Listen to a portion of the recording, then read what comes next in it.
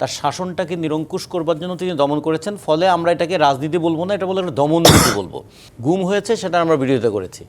আচ্ছা, তারপরে যে আবার পিটিয়ে মানুষ মারা শুরু হলো, এটাও কি কম অপরাধ? যেমন ধরুন, গত 11 মাসে শুধুমাত্র খুলনা এবং বরিশাল বিভাগে পুলিশের হিসাবে 535 জন খুন হয়েছে। এই যে আসলে আমরা রাজনৈতিক আলোচনা করছি এবং রাজনীতির সাথে এই গুমের একটা বিরাট বড় যোগসূত্র আছে। আজকে যেই কমিশনের আমরা আসলে যে রিপোর্ট পেয়েছি সেখানেও বলা হয়েছে রাজনৈতিক উত্তাপই যখনই বাড়তো ঠিক তখনই গুমের সংখ্যাও বেড়ে যেত। অর্থাৎ যখনই আসলে হয়তো সেই আমলে শেখ হাসিনা মনে করতেন যে তার হয়তো ক্ষমতার দীর্ঘস্থায়ীটা খানিকটা নড়বড়ে হচ্ছে, ঠিক তখনই গুম করার যেই সংখ্যা সেটিও বাড়তো। কি খেয়াল করে দেখুন, 1913টা অভিযোগ ছিল। সেখান থেকে অভিযোগ করার সাহস পায়নি। সেখান থেকে যাচাই বাছাই করে 1569টা অভিযোগকে যাচাই বাছাইয়ের মধ্যে নিয়ে আসা হয়েছে। এখনও তার মধ্যে 251 জন নিখোঁজ। সেই পরিবারগুলো জানে না যে তার পরিবারের সেই সদস্য কি মৃত্যুবরণ করেছেন। এবং সেই সময় শাসক দলের পক্ষ থেকে কি বলা হতো? স্বেচ্ছায় পালিয়ে গিয়েছেন, দেশের বাইরে অবস্থান করছেন, এবং সরকারকে বিব্রত করবার জন্য তারা নিজেরাই নিজেদেরকে লুকিয়ে রেখে নাটক করছেন। ফলে কি পরিস্থিতির মধ্যে পড়লো?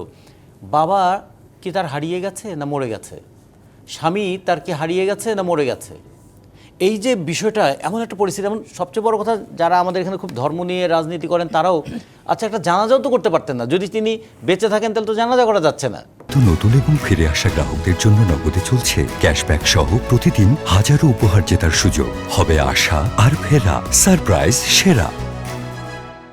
আবার যদি বছরের পর বছর তাকে খুঁজে পাওয়া যাচ্ছে না, তাহলে তার এই ব্যাংকের বিষয়ে যদি বলি, জমি জমার বিষয়ে যদি বলি, সব কিছুতে কী পরিমাণ একটা ডেডলক হয়ে যেত।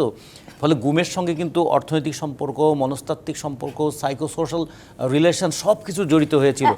ফলে এই জায়গাটা আমি একটু বলি, আসলে শেখ হাসিনা বেছে নিয়েছিলেন কেন? যাতে করে প্রতিপক্ষকে নানানভাবে ভেঙে ফেলা যায়। আপনি যেহেতু মানসিকভাবে বলছেন, রাজনৈতিকভাবে বলছেন, মানে দমন করতে চাই, তার শাসনটাকে নিরঙ্কুশ করবার জন্য তিনি দমন করেছেন। ফলে আমরা এটাকে রাজনীতি বলবো না, এটা বলে দমননীতি বলবো। এই দমননীতিটাকে এস্টাবলিশ করবার জন্য তিনি যেমন করেছেন, তার পাশাপাশি দেখুন, ছোট একটু কম্পারেটিভ স্টাডিও যদি করি, গুম হয়েছে সেটা আমরা বিরোধিতা করেছি। আচ্ছা, তারপরে যে আবার পিটিয়ে মানুষ মারা শুরু হলো, এটাও কি কম অপরাধ? যেমন ধরুন, গত 11 মাসে শুধুমাত্র খুলনা এবং বরিশাল বিভাগে পুলিশের হিসাবে 535 জন খুন হয়েছে। গুম তো একটা যেমন ভয়ের ব্যাপার, খুন কি কম ভয়ের ব্যাপার?